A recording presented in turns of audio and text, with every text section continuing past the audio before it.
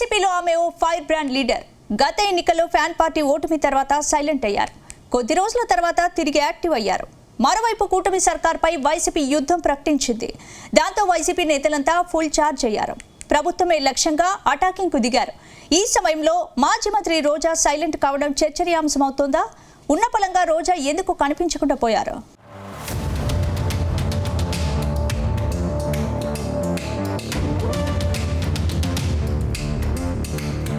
వైసీపీలో fire brand leader మాజీ మంత్రి ఆర్కే రోజా. గత వైసీపీ ప్రభుత్వంలో మంత్రిగా పనిచేసిన ఆమె అప్పట్లో ఏది చేసినా సంచలనమే.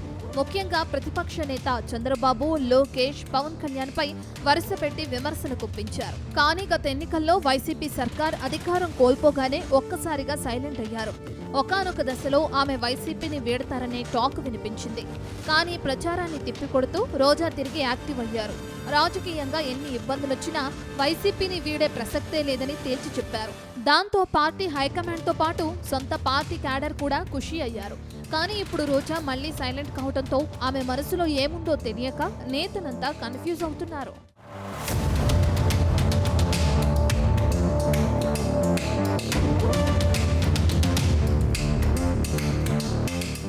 ప్రస్తుతం ఏపీలో కూటమి సర్కార్పై ఫ్యాన్ పార్టీ నేతలు యుద్ధం ప్రకటించారు.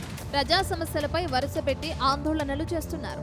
అంతేకాదు కూటమి ప్రభుత్వం మీద మాజీ మంత్రులు, కీలక నేతలంతా మాట్లాడుతున్నారు. విమర్శలు కూడా గట్టిగానే చేస్తున్నారు. ఈ నేపథ్యంలో రోజా మాత్రం సైలెంట్ అవ్వడం పార్టీలో చర్చనీయాంశమవుతుంది. ప్రస్తుతం మాజీ మంత్రి రోజా చెన్నైకి మకాం మార్చినట్లు తెలుస్తుంది. ఆమె తమిళ సినిమా ద్వారా రీఎంట్రీ ఇచ్చారని అంటున్నారు. ఆమె నటించిన లేటెస్ట్ తమిళ చిత్రం రిలీజ్ కి సిద్ధంగా ఉందని చెప్తున్నారు. ప్రస్తుతం నగరిలో వైసీపీకి ఆమె ఇన్ఛార్జిగా ఉన్న అక్కడ పార్టీ కార్యక్రమాలు ఏమీ పెద్దగా జరగటం లేదని ప్రచారము సాగుతుంది. ఆమె కూడా గతంలో మాదిరిగా దూకుడుగా రాజకీయాలు చేయటం లేదని చెప్తున్నారు. దానికి కారణం నగరిలో వర్కపోరు ఉందని అంటున్నారు. అలాగే చిత్తూరు జిల్లాలో సీనియర్ నేతలతో పాటు పెద్ద దిక్కు అయిన పెద్దిరెడ్డి రామచంద్రారెడ్డితో ఉన్న విభేదాల వల్ల రోజా పెద్దగా రాజకీయంగా కనిపించకపోవడానికి కారణంగా తెలుస్తుంది.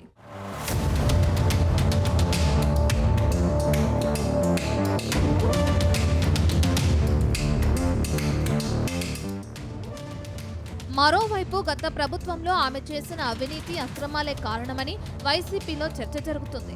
రాష్ట్ర మంత్రిగా ఉన్న సమయంలో రోజా ఆడుదాం ఆంధ్ర కార్యక్రమం పేరుతో భారీ మొత్తంలో నిధులు దుర్వినియోగం చేశారనే ఆరోపణలు ఉన్నాయి. అయితే రాష్ట్రంలో ప్రభుత్వం మారగానే ఈ అవినీతిని వెలికి తీసేందుకు ప్రభుత్వం విచారణ జరిపిస్తుంది.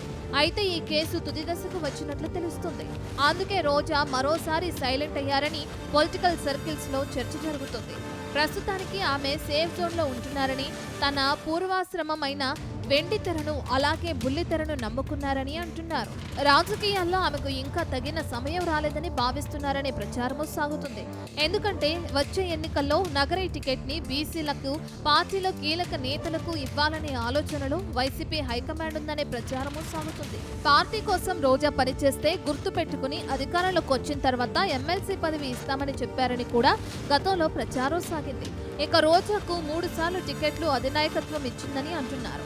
ఈసారి పక్కా లోకల్ లీడర్ కి, బీసీలకి ఛాన్స్ ఇవ్వడం ద్వారానే గాలి కుటుంబానికి చెక్ చెప్పాలని వ్యూహం రచిస్తున్నారని అంటున్నారు. మరి ఈ విషయాల వల్లనే రోజా కూడా రాజకీయంగా ఆసక్తిని తగ్గించుకున్నారని ప్రచారం సాగుతుంది.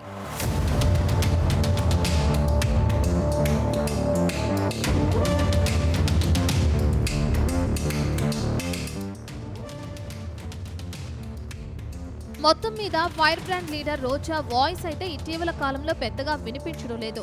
స్థానిక సంస్థలకు ఎన్నికలు వస్తున్న నేపథ్యంలో ఇన్ఛార్జీలదే గెలుపు బాధ్యత అని జగన్ చెప్తున్నారు. మరి వాటి ఫలితాలను బట్టి ఒక్క నగరంలోనే కాదు, ఏపీలో అనేక నియోజకవర్గాలలో సమూలమైన మార్పులుండొచ్చనే ప్రచారము సాగుతుంది.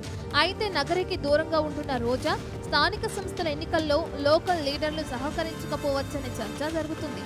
అందుకే ఆమె నియోజకవర్గానికి దూరంగా ఉంటున్నారని నియోజకవర్గంలో జోరుగా ప్రచారము సాగుతుంది. అయితే ఈ ప్రచారం నిజం కాదని తెలియాలంటే మాత్రం రోజా నోరు విప్పాల్సిందే అంటున్నారు రాజకీయ పరిశీలకులు.